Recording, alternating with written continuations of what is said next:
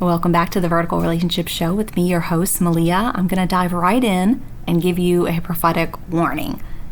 Be very, very careful who, what event, what ministry, business agreement that you're saying yes to, because there could be backlash. I'm going to give you a prime example here in my book, Fear Not. Go ahead and listen now. Ignorance is not bliss. Jezebel working in healing ministries. One summer weekend, my husband and I were asked if we could help serve and be part of a healing ministry team. After considered prayer, my husband and I came into agreement to volunteer as a wonderful opportunity to give back. Yet, we did not anticipate what was around the bend for us. Upon arriving, we were greeted with hospitality from the ministry leaders. We broke off into groups, men with the men and women with the women, to participate in workbook study, prayer, and intense conversations. I was co-leading this healing ministry group with another woman who clearly wanted to take over. Hence, her dominating personality was clearly being manipulated by a Jezebel spirit.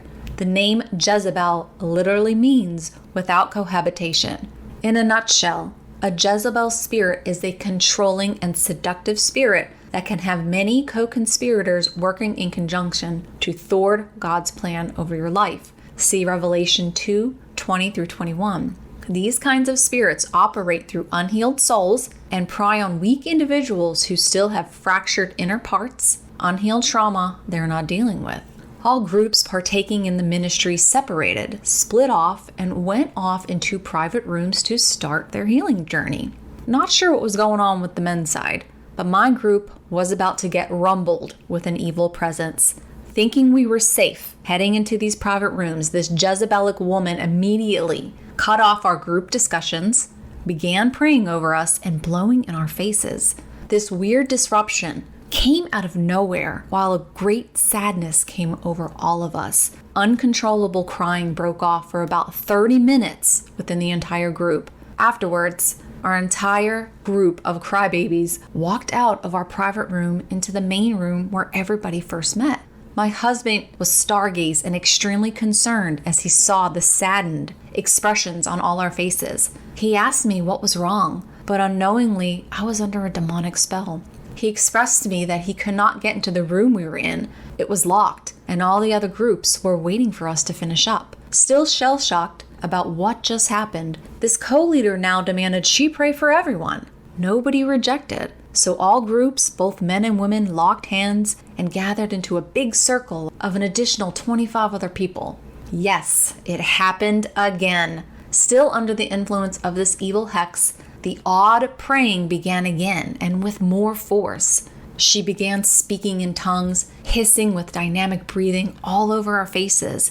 I have to say, this was extremely exotic and the opposite to loving nor a compassionate experience. Yet because she was handpicked as a co-leader by the ministry, again, we thought we were safe. Anything could have been contrary to the truth. Unfortunately, we continued to let her, quote-unquote, do her thing until she was done. Ignorance is not bliss. It makes people perish for lack of knowledge. God says, my people are being destroyed because they don't know me. Hosea 4:6. This is why we need to exercise our gifts, use discernment, and know our authority in Christ. Without that, we are doomed.